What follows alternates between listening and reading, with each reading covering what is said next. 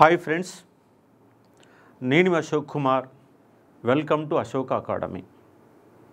Ashok academy group 2-3కి సంబంధించి, అలాగే ఎస్ఐ కానిస్టేబుల్ అండ్ జీపీఓకి సంబంధించి రేపు జూన్ 30 సోమవారం 10 గంటలకి మెగా గ్రాండ్ డెమోని నిర్వహించడం జరుగుతూ ఉంది. మరి ఏంటి అశోక్ అకాడమీ యొక్క ప్రత్యేకత అంటే, ఇన్డెప్త్ ఆఫ్ కాన్సెప్ట్ బేస్డ్లో సబ్జెక్టు. ఏదో బిట్టు సబ్జెక్టు చెప్పకుండా సబ్జెక్టు నేర్పించే ఒక ప్రయత్నం చేస్తుంది అశోక్ అకాడమీ. తెలంగాణ మూమెంట్కి సంబంధించి నా యొక్క క్లాసెస్ 120 గంటల క్లాస్ ఉంటాయి. మిగతా వాళ్ళ యొక్క క్లాస్ ఎంత ఉంటాయి అంటే 40 నుంచి 50 గంటలు మించి ఉండవు. అది 120 అవర్స్ ఉంటుంది. అట్లాగా పాలిటీకి సంబంధించి కూడా ఒక కేంద్ర ప్రభుత్వం తీసుకుంటే ఆ కేంద్ర ప్రభుత్వం యొక్క బేసిక్ అండ్ కాన్సెప్ట్ మొత్తం చెప్పి, ఆ కేంద్ర ప్రభుత్వం మీద గతంలో ఏ ప్రశ్నలు వచ్చినాయి, ప్రశ్నల సరళి ఎలా మారుతుంది, దాంట్లో గతంలో ఏ విధంగా వచ్చినాయి, ఇప్పుడు రావడానికి అవకాశం ఏముంది అన్న నేపథ్యంలో ప్రతి టాపిక్ పైన ఇన్డెప్త్ కాన్సెప్ట్ను నేర్పించే ఒక ప్రయత్నం చేసి అశోక్ అకాడమీ. ఇప్పుడు నోటిఫికేషన్లు అనేవి ఏమీ లేవు. ప్రభుత్వం పైన ఉద్యమ పోరాటం నడుస్తుంది. ఈ ఉద్యమ పోరాటం ఫలితంగా స్థానిక సంస్థ ఎన్నికల కంటే ముందే ఒకవేళ నోటిఫికేషన్లు వస్తే సంతోషం. ఒకవేళ రాకపోయినా కూడా సబ్జెక్టు నేర్చుకుంటాం, ఆ నేర్చుకునే ఓపిక మాకున్నది అనుకునే వాళ్లకు కేర్ ఆఫ్ అడ్రస్గా అశోక్ అకాడమీ మారింది. అదే మాదిరిగా ఎస్ఐ కానిస్టేబుల్ వాళ్ళకు కూడా ముఖ్యంగా నాన్ మ్యాథ్స్ వాళ్ళని దృష్టిలో పెట్టుకొని ప్రత్యేకంగా వాళ్ళ కోసమే ఒక బ్యాచ్ అనేది రన్ చేస్తూ ఉన్నాం. ఎందుకంటే మ్యాథ్స్ అంటేనే ఎస్ఐలో మనకు 200 మార్కుల మ్యాథ్స్ ఉంటుంది, ఆర్థమెటిక్ రీజనింగ్ ప్యూర్ మ్యాథ్స్ ఉంటుంది. అలాగే కానిస్టేబుల్లో ఒక 50 మార్కులు వస్తాయి. ఆ 50 మార్కులకి అక్కడ 200 మార్కులకి మీకు భయం ఉన్నది. వాస్తవంగా కానిస్టేబుల్లో ఉద్యోగం కొట్టాలంటే మ్యాథ్స్ అంత ప్రియారిటీ కాదు, జిఎస్ఏ ప్రియారిటీ. కానీ ప్రతి విద్యార్థి మ్యాథ్స్ని చూసి భయపడతా ఉన్నాడు. అలా భయపడే వాళ్ళ కోసమే అశోక్ అకాడమీ ప్రత్యేకంగా ఎస్ఐ కానిస్టేబుల్ బ్యాచ్ నిర్వహించడం జరుగుతుంది. ఇంకోటి ఏంటంటే ఎస్ఐ కానిస్టేబుల్ జీపీఓకి సంబంధించి కూడా ఇవాళ జిఎస్ స్టాండర్డ్ పెరిగింది కాబట్టి గ్రూప్ 2 వాళ్ళకైతే ఏ క్లాసులు చెప్తున్నామో అవే క్లాసులు ఎస్ఐ వాళ్ళకు కూడా చెప్పడం జరుగుతుంది. ఎస్ఐ కానిస్టేబుల్ కూడా గ్రూప్ 2 స్టాండర్డ్లోనే సబ్జెక్ట్ ఇస్తాం. అంటే ఒకటే ప్రిపరేషన్ ద్వారా మీరు రెండింటికి కూడా ప్రిపరేషన్ స్థాయిలో ఉండే విధంగా ఇన్డెప్త్ సబ్జెక్టుతోని నేర్పించడం జరుగుతూ ఉంది. ఉదాహరణకు శాతవాహనులు అనే ఒక చాప్టర్ తీసుకుంటే ఒక శాతవాహనుల పైన ఒక 10 గంటల క్లాస్ ఉంటుంది.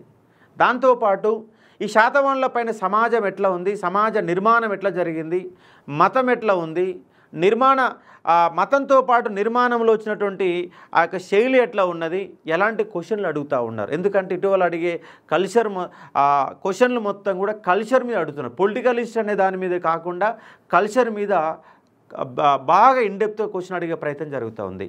సమాజం ఎట్లా ఉంది, మహిళ పాత్ర ఎట్లా ఉంది, మతం ఎట్లా ఉంది, కులం ఎట్లా ఉంది, నిజంగా కులము దృఢంగా ఉందా, అప్పుడే ఏర్పడుతున్న కుల వ్యవస్థ ఉందా, మతం ఎట్లా ఉంది, శాతవాహనుల కాలంలో బుద్ధిజం ప్యాటర్నైజ్గా కొనసాగినప్పటికీ అధికార మతం హిందూ మతమే ఉంది.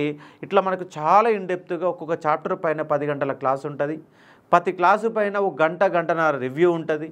ఎగ్జామ్స్ పెడతాం. ఆ ఎగ్జామ్స్ పెట్టినటువంటి పేపర్ల క్వశ్చన్స్ కూడా మీరు ఎగ్జామ్ రాసిన తర్వాత మీరు చేసిన పొరపాటు ఏంటి, ఎన్ని క్వశ్చన్లు చేయగలిగారు, ఎన్ని క్వశ్చన్ చేయలేకపోయారు, మీరు ఒట్టిగా పెట్టిన క్వశ్చన్లు ఏంటి, ఎక్కడ పొరపాటు చేస్తున్నారు, ఏ ఆప్షన్ మిమ్మల్ని ఇబ్బంది పెడుతుందన్న నేపథ్యంలో చాలా ఇన్డెప్త్గా అశోక్ అకాడమీ. ఎందుకంటే ఫ్రీ టైం, ఇప్పుడు ఎక్కువ డెప్త్ చెప్పడానికి అవకాశం ఉంటుంది.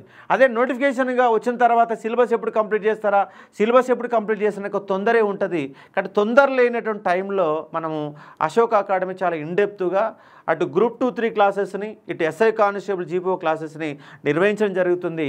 రేపు జూన్ 30వ తారీఖు నాడు మనకు పొద్దుగాల 10 గంటలకి మనకు గ్రాండ్ డెమో ఉన్నది. అంటే ఇక్కడ చూడండి, ఎస్ఐ కానిస్టేబుల్ వాళ్ళకు జీపీ వాళ్ళకు స్పెషల్ బ్యాచ్గా, మ్యాథ్స్ అంటే భయపడుతున్నారా, మీకు ఆ భయం అక్కర్లేదు. నాన్ మ్యాథ్స్ విద్యార్థులకు special classes, daily 1 hour doubt session కూడా పెట్టే ఒక ప్రయత్నం చేస్తూ ఉన్నాం. ఎందుకంటే పిల్లవాడు క్లాస్ వింటుండే అయిపోతుంది, వాడికి అర్థమైందా కాలేదా, అర్థమైతే ఎక్కడ అర్థమైంది, అర్థం కాకపోతే ఎక్కడ అర్థం కావట్లేదు. అంటే ఏ మోడల్లో చెప్తే ఒకటే ఒకటే లెక్కని 4 రకాలుగా చెప్పొచ్చు. ఏ రకంలో మీకు అర్థం కాగలుగుతున్నది అన్న నేపథ్యంలో ఎనాలిసిస్ చేస్తూ పిల్లవాడిని దగ్గరగా చూస్తూ వాళ్ళకు క్లాసెస్ చెప్పే ఒక ప్రయత్నం చేస్తూ ఉన్నాం. అలాగే ఆర్థమెటిక్ రీజనింగ్ సంబంధించి కూడా స్పెషల్ బ్యాచ్ నిర్వహిస్తున్నాం. 8 గంటల నుంచి 11 గంటల వరకు మనకు ఇసాక్ సార్ మరియు శ్రీనివాసరావు సార్ ఇద్దరు కూడా ఫ్యాకల్టీస్ ఉన్నారు. డైలీ షెరీ 1.5 అవర్ 11 గంటల క్లాస్ ఉంటుంది. మళ్ళీ ఈవినింగ్ మళ్ళీ డౌట్ సెక్షన్ కూడా పెడతాము. సండే కూడా ఎగ్జామ్ పెట్టి ఆ ఎగ్జామ్ పేపర్ ఎక్స్ప్లెనేషన్ కూడా చేసి అర్థం చేసుకోవచ్చు. ఎవరీ సబ్జెక్టు పైన ఒకరు లేదా ఇద్దరు లేదా ముగ్గురు ఫ్యాకల్టీగా ఉంటాం. మెంటర్స్ ఉంటారు. Weekly exams, chapter wise exams, every week motivation. ఎందుకంటే చాలామంది కావాల్సిన అంశం ఏంటంటే మోటివేషన్ కావాలా, చదవాలన్నట్టుగా నాలెడ్జ్ ఉంటుంది, కానీ వాడి యొక్క మోటివేషన్ కరెక్ట్ వేలో అందుతే ప్రిపరేషన్ చేయడానికి కరెక్ట్గా ఉంటుంది కాబట్టి అర్థం చేసుకునే ఒక ప్రయత్నం చేయవచ్చు. అలాగే గ్రూప్ 2, 3 సంబంధించి లాంగ్ టర్మ్ బ్యాచ్ నిర్వహిస్తూ ఉన్నాం. Offline, online. అశోక్ అకాడమీ మీరు హైదరాబాద్కు రాలేని వాళ్ళ కోసం, మీరు కరీంనగర్లో ఉండొచ్చు, ఆదిలాబాద్లో ఉండొచ్చు, నిజామాబాద్లో ఉండొచ్చు, లేదా మహబూబ్ నగర్లో ఉండొచ్చు, ఊళ్ళో ఉండొచ్చు. పెళ్ళైనటువంటి మహిళలు కనుక హైదరాబాద్కు వచ్చి చదవడం కష్టమవుతుంది. కొంతమంది వ్యవసాయ పనులలో పనిచేస్తూ ఇంటికాడ చదువుకునే వాళ్ళు ఉంటారు. అటువంటి వాళ్ళ కోసం హైదరాబాద్ రావాల్సిన అవసరం లేకుండానే మనం ఏం చేస్తున్నాం సార్ అంటే లైవ్ క్లాస్, ఇక్కడ జరుగుతున్నటువంటి లైవ్ క్లాస్ని మీకు ఆన్లైన్ లైవ్ ద్వారా ఇస్తున్నాం. అంటే క్లాస్ రూమ్లో ఏం జరుగుతుందో అది మీకు ఫోన్లో చూసుకోవచ్చు, ఇంటికాడ కూర్చొని చూసుకోవచ్చు, హాస్టల్ బర్డెన్ కూడా లేకుండా చూసుకోవచ్చు. ఇక్కడ డబ్బులు ఉన్న వాళ్ళు మీరు నిలబడగలుగుతాం, 1 ఇయర్ నిలబడగలుగుతాం అనుకున్న వాళ్ళేమో హైదరాబాద్కు రండి. లేదు మాకు కష్టమవుతుందంటే మీకు లైవ్లోనే క్లాస్ అయినవచ్చు, లైవ్ క్లాసెస్ ఉంటాయి. ఇక్కడ డైలీ 1 అవర్ గ్రూప్ డిస్కషన్ కూడా పెడతాం. కింద సపరేట్ ఒక హాల్ను కూడా ఏర్పాటు చేసాం. పైన క్లాస్తో పాటుగా క్లాస్ కంటే ముందు, క్లాస్ తర్వాత మీకు చదువుకునేటువంటి ఫ్రీ టైము ఉండే విధంగా ఒక 20-30 మంది కూర్చునే విధంగా. ఎందుకంటే ఇంట్రెస్ట్ ఉన్న వాళ్ళు కూర్చుంటారు, ఇంట్రెస్ట్ లేని వాళ్ళు మళ్ళీ హాస్టల్కి వెళ్ళిపోతారు. అటువంటి వాళ్ళకు కూడా సపరేట్ ఒక క్లాస్ రూమ్ను కూడా ఏర్పాటు చేయడం జరిగింది అశోక్ అకాడమీ. కాబట్టి సబ్జెక్టు నేర్పించడమే లక్ష్యం. ఏదో బిట్టు చదివినా అయిపోయిందంటే కుదరదు. కాన్సెప్ట్ రావాలా. ఆ కాన్సెప్ట్ పైన ఎప్పుడైతే గ్రిప్ వస్తుందో ఎగ్జామ్ వాడు క్వశ్చన్లు ఎలా అడిగినా కూడా మనం ఆన్సర్ చేయడానికి అవకాశం ఉండేది అర్థం చేసుకోవచ్చు. అటు వీక్లీ ఎగ్జామ్స్ ఉంటాయి, weekly motivation classes, chapter wise review, chapter wise exams ఇస్తాం. అలాగే ఓన్లీ అశోక్ సార్ క్లాసులే కావాలనుకున్న వాళ్ళు తెలంగాణ ఉద్యమ చరిత్ర, తెలంగాణ హిస్టరీ, ఇండియన్ హిస్టరీ సంబంధించినటువంటి స్పెషల్ బ్యాచ్ మార్నింగ్ 11 to 1 మధ్య డైలీ 2 గంటలు నా క్లాసెస్ అనేవి జరుగుతూ ఉన్నాయి. ఓన్లీ హిస్టరీ కావాలనుకున్న వాళ్ళు కూడా 11 to 1 మధ్య మీరు క్లాస్కి వచ్చి అటెండ్ అయ్యే ఒక ప్రయత్నం చేయవచ్చు. ఇక్కడ చూడండి, ఇక్కడ క్వశ్చన్ ఇచ్చాను. ఈ క్రింది వాణిలో కాకతీయులకు సంబంధించి సరైన వాటిని గుర్తించము. హన్మకొండ రాజధానిగా పరిపాలించిన తొలి పాలకుడు మొదటి బేతరాజు అని ఇచ్చాము. హన్మకొండ రాజధానిగా పరిపాలించిన తొలి పాలకుడు ఎవరు? అసలు హన్మకొండ విషయాన్ని మొట్టమొదటిసారిగా తీసుకుంది ఎవరంటే మొదటి ప్రోలరాజు. కానీ ఇక్కడ మొదటి బేతరాజు ఇచ్చినాం, అది మొదటి ప్రోలరాజు అనే అంశంగా అర్థం చేసుకోవచ్చు. కాబట్టి మొన్న ఏదైతే ఎగ్జామ్ వచ్చిందో గ్రూప్ 2కి సంబంధించి, గ్రూప్ 3కి సంబంధించి ఎగ్జామ్స్ అయితే వచ్చిందో మనం చెప్పినటువంటి విధానంలోనే, మనం చెప్పినటువంటి రీతిలోనే క్వశ్చన్స్ వచ్చినాయి. నా యొక్క స్టూడెంటు 125 నుంచి 130 మధ్య చేసిన వాళ్ళు కూడా ఉన్నారు. మన జాబ్ వచ్చిన వాళ్ళు చాలామంది 115కు పైన చేశారు. వాళ్ళందరూ కూడా అశోక్ సార్ యొక్క స్టూడెంట్సే. ఉద్యమం కానీ, తెలంగాణ హిస్టరీ కానీ స్పెషల్ బ్యాచ్ కూడా నిర్వహిస్తున్నాం కాబట్టి అర్థం చేసుకోవచ్చు. వరహా ముద్రతో నాణాలు ముద్రించింది ఎవరంటే మొదటి పోలరాజు. ఇది వాస్తవమా కాదంటే మొదటి పోలరాజే. హన్మకొండ విషయాన్ని తీసుకొని మొట్టమొదటిసారిగా కళ్యాణి చాళుక్యుల సామంతుడిగా ఉన్న ఈయన కళ్యాణి చాళుక్యుల యొక్క ఎంబ్లామిక్ సింబల్ అయినటువంటి వరహాం గుర్తుతోనే నాణాలు ముద్రించిన వ్యక్తి ఎవరంటే మొదటి ప్రోలరాజు. అలాగే హన్మకొండలోని బేతేశ్వరాల నిర్మాత మొదటి బేతరాజు. కానీ హన్మకొండలో బేతేశ్వరాలు నిర్మించిన మొదటి బేతరాజు కాదు, రెండవ బేతరాజు. నిర్వహించాడు. ఆ బేతేశ్వర ఆలయాన్ని నిర్మించి అక్కడ శివపురం అనేటటువంటి ఒక విలేజ్ను కూడా తయారు చేసి అక్కడ వాళ్ళకి శైవ సన్యాసులకు ఆ గ్రామాన్ని ఇచ్చినటువంటి సందర్భం కూడా మనకు కనపడతాయి కాబట్టి అర్థం చేసుకునే ఒక ప్రయత్నం చేయవచ్చు.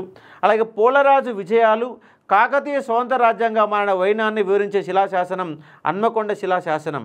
అవును, హన్మకొండ శిలాశాసనంలోనే రెండో పోలరాజు విజయాలు ఉన్నాయి.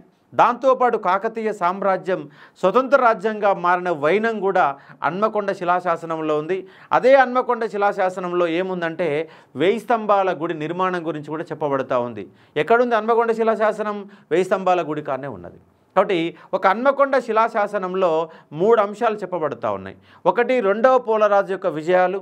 రెండవది కాకతీయ సామ్రాజ్యం స్వతంత్ర రాజ్యంగా రుద్రదేవుడు మార్చినటువంటి విధానం, మూడవది 1000 స్తంభాల గుడి యొక్క నిర్మాణం అనే 3 పాయింట్లు ఎక్కడ లభిస్తున్నాయి సార్ అంటే హన్మకొండ శిలాశాసనంలో ఉన్న అంశాన్ని ఇక్కడ మీరు అర్థం చేసుకునే ఒక ప్రయత్నం చేయవచ్చు. ఇట్లా ప్రతి సబ్జెక్టుని ప్రతి కాన్సెప్ట్ని మీకు ఇన్డెప్త్గా ఇచ్చి ఒక ప్రయత్నం చేస్తాం కాబట్టి అర్థం చేసుకోవచ్చు. అలాగే శాతవాహనులకు సంబంధించి సరైనది గుర్తించము. వర్ణ వ్యవస్థ బలంగా ఉంది, కుల వ్యవస్థ దృఢంగా ఉంది. నిజంగా వర్ణ వ్యవస్థ బలంగా ఉందంటే వర్ణ వ్యవస్థ ఉంది కానీ అంత బలంగా లేదు. ఎందుకంటే వర్ణాన్ని మారి కూడా పెళ్ళిళ్ళు చేసుకున్నారు. ఎందుకంటే శాతవాహనుల రాజులు అనేవాళ్ళు మా యొక్క క్షత్రియుల యొక్క రాణులను కూడా పెళ్లి చేసుకునే సందర్భాలు మనకు కనబడతాయి. కాబట్టి వర్ణ వ్యవస్థ అంత బలంగా ఉందంటే లేదు అని చెప్పవచ్చు. కుల వ్యవస్థ కుల వ్యవస్థ చాలా దృఢంగా ఉంది లేదండి. శాతవాహనుల కాలంలో అప్పుడే ఏర్పడుతున్న కుల వ్యవస్థ. అసలు కులం అనేది మొట్టమొదటిసారిగా ప్రారంభమైంది శ్రేణి వ్యవస్థకి వెళ్ళి అది రూపకల్పన జరిగింది. అంటే ఎవరైతే ఏ వృత్తులు చేస్తారో ఆ వృత్తులకు అనుగుణంగా కులం ఏర్పడింది. కాబట్టి వృత్తుల వ్యవస్థ మొట్టమొదటిసారిగా మన తెలంగాణ సమాజంలో దక్షిణ భారతదేశంలో ఎక్కడ మొదలైంది సార్ అంటే శాతవాహనుల కాలంలోనే ఈ యొక్క కులాల వ్యవస్థ రూపకల్పన జరిగింది. మరి కుల వ్యవస్థ దృఢంగా ఉందంటే దృఢంగా లేదు, అప్పుడే ఏర్పాటు అవుతుంది. ఇట్లా ఒక కాన్సెప్ట్ బేస్లో మనకు సబ్జెక్టు కావాలా, ఆ సబ్జెక్టు మీకు అశోక్ సార్ నేర్పిస్తాడు కాబట్టి అశోక్ అకాడమీ మీరు చూజ్ చేసుకునే ప్రయత్నం చేయవచ్చు. సమిష్టి కుటుంబ వ్యవస్థ అమల్లో ఉన్నదండి 6th సెంచరీ నుంచే, క్రీస్తుపూర్వం 6వ శతాబ్దం నుంచే సమిష్టి కుటుంబ వ్యవస్థ ఉన్నది.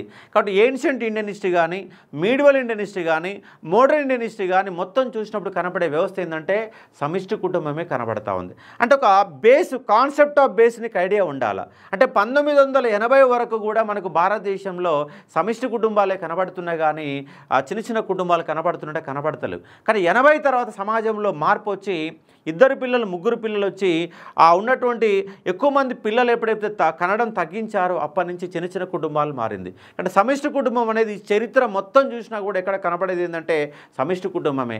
ఒక్కసారి కనుక సమిష్టి కుటుంబ వ్యవస్థ గురించి ఒక అవగాహన కనుక పెట్టుకుంటే వాడు మౌర్యుల గురించి అడిగినా, గుప్తుల గురించి అడిగినా, ఢిల్లీ సుల్తాన్ల గురించి అడిగినా, మొఘల్స్ గురించి అడిగినా, ఎవరి గురించి అడిగినా కూడా ఒకటే పాయింట్ ఉంటుంది కాబట్టి అర్థం చేసుకోవచ్చు. ఉదాహరణ భూశిస్తు విధానం ఎట్లా ఉంది, ఒక పాయింట్ తీసుకొని ఏన్షియంట్ ఎట్లా ఉంది, మీడియాలో ఎట్లా ఉంది, మోడర్న్ ఎట్లా ఉంది అన్నటువంటి కన్ఫ్యూజన్ని తొలగించే ఒక ప్రయత్నం చేయాలి. కానీ విద్యార్థి అనేవాడు బిట్టు చదివితే సబ్జెక్ట్ వస్తుందా అంటే రాదు. అలా బిట్టు కాకుండా కాన్సెప్ట్ బేసుల్లో అందజేసేటటువంటి ఒక అకాడమీ ఏంటంటే అశోక్ సార్ యొక్క ఆధ్వర్యంలో నడుస్తున్న ఒక అకాడమీ కాబట్టి అర్థం చేసుకునే ఒక ప్రయత్నం చేయవచ్చు. బ్రాహ్మణులకు ప్రత్యేక సౌకర్యాలు అనుభవించారు. వాస్తవంగా ఏన్షియంట్లో కానీ మీడివల్లో కానీ మోడర్న్లో కానీ ఎక్కడనైనా ప్రత్యేకమైన సౌకర్యాలు అనుభవించినటువంటి ఒక వర్గం ఏముంది సార్ అంటే బ్రాహ్మణులు. కాబట్టి బ్రాహ్మణులు, క్షత్రియులు, వైశ్యులు, శూద్రులు ఈ వర్ణ వ్యవస్థలో ప్రథమ స్థానంలో ఉన్న బ్రాహ్మణులు అనేవాళ్ళు అన్ని రకాలుగా సౌకర్యాలు అనుభవించారు. పన్నులు లేని గ్రామాలు తీసుకున్నారు. ఎలాంటి పన్నులు కట్టకుండా వాళ్ళ క్షత్రియులకు సలహాలు సూచనలు ఇస్తూ కొనసాగిన జీవితమే బ్రాహ్మణ జీవితం. కాబట్టి మహాభారతం కానీ రామాయణం కానీ ఈ యొక్క ఉన్నటువంటి వేద సాహిత్యం మొత్తం కూడా బ్రాహ్మణిజం యొక్క ఆధిక్యతని చెప్తున్న అంశానికి అర్థం చేసుకోవచ్చు. కాబట్టి మొత్తంగా కాన్సెప్ట్ బేస్లో చెప్పడం జరుగుతుంది. అది ఇండియన్ హిస్టరీ కావచ్చు, తెలంగాణ హిస్టరీ కావచ్చు, మూమెంట్ కావచ్చు, ఎకానమీ కావచ్చు, పాలిటీ కావచ్చు. ఎకానమీకి సంబంధించి కూడా ఒక 4 ఫ్యాకల్టీల చేత మనం క్లాసెస్ చెప్పిస్తూ ఉన్నాం. పాలిటిక్స్ సంబంధించి కూడా 1-2 ఫ్యాకల్టీ, సోషియాలజీ సంబంధించి 1-2 ఫ్యాకల్టీసు. క్వశ్చన్స్ తయారు చేస్తాం. క్వశ్చన్స్ యొక్క అనాలసిస్ అనేది కూడా సండే ఎగ్జామ్ పెట్టేటువంటి పేపర్ పైన అనాలసిస్ ఉంటుంది. అన్ని రకాలుగా మనం పేపర్స్ అనేవి అందజేస్తున్నాం కాబట్టి అర్థం చేసుకునే ఒక ప్రయత్నం చేయవచ్చు. ఇలాంటి కాన్సెప్ట్ బేసుల్లో ఎస్ఐ కానిస్టేబుల్లో నాన్ మ్యాథ్స్ వాళ్ళని దృష్టిలో పెట్టుకొని అదేవిధంగా గ్రూప్ 2-3 సంబంధించిన లాంగ్ టర్మ్ బ్యాచ్ను కూడా సబ్జెక్టు కండక్ట్ చేయడం జరుగుతుంది అశోక్ అకాడమీ. కాబట్టి మీకు సబ్జెక్టు నేర్చుకోవాలన్నటువంటి ఆలోచన, కాన్సెప్ట్ బేసులో నేర్చుకుంటానే ఒక ఓపిక, ఉద్యోగ నోటిఫికేషన్లు ఎప్పుడు వచ్చినా ప్రిపరేషన్ కొనసాగుతున్నటువంటి ఒక మానసిక స్థితి కనుక మీలో ఉంటే ప్రిపరేషన్ ఎమ్మటే మొదలు పెట్టండి. ఎందుకంటే ఏ రోజు ఇవాళ ఉద్యమాలతోనైనా ఏదో విధంగా ప్రభుత్వాల ఉద్యోగాలను మనం సాధించుకునే ఒక ప్రయత్నం చేస్తాం. ఇయ్యకపోతే గల్లా బట్టి మెడలోంచైనా ఉద్యోగాలు సాధిస్తాం. కాబట్టి ప్రిపరేషన్ అనే దాన్ని కొనసాగించండి. మనకు ఉద్యోగాలు పడతలేనటువంటి ఒక మనకు మోటివేషన్ కూడా కోల్పోయే ప్రమాదం కూడా ఉంటుంది. కాబట్టి సబ్జెక్టు పైన దృష్టి పెడుతూనే రోజు ఒక 1 అవర్ ఈ వ్యవస్థను ఎట్లా మార్చాలని ఒక అవగాహన కూడా పెంచుకునే ప్రయత్నం చేయండి. దాంతోపాటు విద్యార్థి ఉద్యమాలు అయితే ఎక్కడ ఉంటాయో, సభలున్నా సమావేశాల్లో ఏదున్నా కూడా మీరు పార్టిసిపేట్ చేసి ఈ నిరుద్యోగ ఉద్యమాన్ని కనుక మద్దతు తెలిపితే ప్రభుత్వాల మెడలు వంచి ఉద్యోగాలు సాధించుకోవడానికి, నోటిఫికేషన్ సాధించుకోవడానికి అవకాశం ఉంటుంది. కాబట్టి ఇట్లా సబ్జెక్టుని కూడా అనలిటికల్గా చెప్తూ మీకు ఎప్పుడు కూడా అందుబాటులో ఉంటూ క్లాస్ అందజేసే ఒక అకాడమీ ఏంటంటే అశోక్ అకాడమీ. కాబట్టి రేపు జూన్ 30వ తారీఖు నాడు మనకు గ్రాండ్ డెమో ఉన్నది 10 గంటలు. కాబట్టి ఆ డెమోకి వచ్చి వినే ఒక ప్రయత్నం చేయండి. విన్న తర్వాత మీరు ఏం చేయాలన్న దానిపైన మీరు ఆలోచన చేసుకునే ఒక ప్రయత్నం చేయవచ్చు. ఇది మనం రేపు నిర్వహించే ఒక డెమోకి సంబంధించినటువంటి కాన్సెప్ట్ ఆఫ్ ఐడియాలజీగా అర్థం చేసుకోండి. Thank you.